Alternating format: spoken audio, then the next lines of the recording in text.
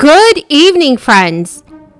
As the White House continues to fight this crisis, President Biden's approval rating is dropping significantly. It is likely that the Biden administration will sign into law a new fourth stimulus package very soon. That's in order to gain more support from Americans. Remember, friends, that I'm here every day to bring you up to date on all of the breaking news in Congress that's related to seniors, Social Security, SSI, SSDI, RRB, and VA beneficiaries. Friends, please make sure to share this video on social media and with your friends and family if they need more honest stimulus news information. Also, if you're interested in entering this coming Friday's Walmart gift card giveaway, please stay tuned until the end of this video. Bipartisan vote in the House. It is my intention for the Senate to quickly take up and pass this bipartisan, bicameral postal reform bill. We hope to take action here on the floor and pass the bill before we go to the President's Day recess. The Post Office is quite simply one of the most important institutions of American life. Every day, tens of millions of Americans, veterans, small businesses, people living in rural communities, seniors, rely on the Postal Service for their medicines and prescriptions, for getting essential goods, for voting, for correspondence, for their livelihoods, and to get close to one another on special occasions like birthdays and anniversaries and things like that. But nevertheless, our Postal Service has needed reform for over a decade. Its budgets are severely strained, its delivery services are overwhelmed, and the disruptions unleashed by the Internet have made it harder for it to meet its obligations to the American people and to its own employees. Every one of us has heard objections about letters arriving far too late.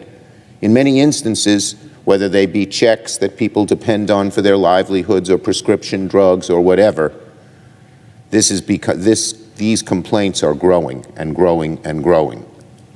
The bipartisan postal reform bill offers a much-needed reset. It'll guarantee delivery services continue 6 days a week.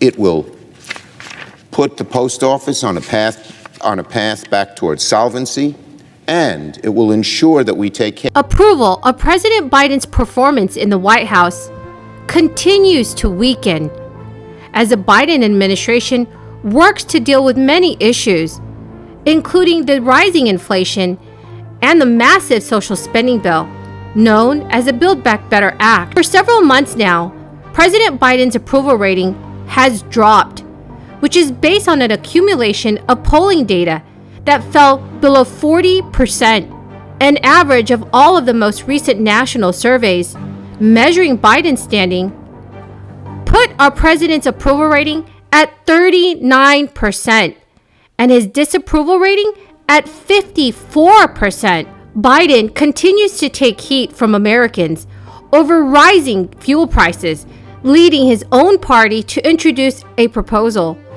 to temporarily suspend the federal gas tax in order to help blunt the financial pain of surging prices at the gas pump. Other costs, including energy bills, are also having an impact on millions of Americans. New York residents state that their bills have doubled in the past few weeks. It is clear that inflation has been negatively impacting millions of Americans across our country. U.S. inflation surged by 7% in 2021 and rose at the fastest pace in 40 years. Americans might get some relief from rising prices this year, but they are still going to pay a lot more than they did before the crisis. A new Consumer Price Index report is likely to show another sharp increase in inflation in the first few months of 2022. The yearly rate could even climb higher than 7.2%.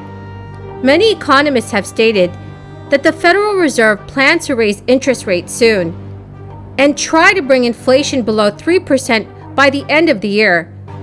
But this will not be an easy task. Prices of groceries and everyday necessities have been increasing, and it has been very difficult for millions of Americans to afford the cost of living.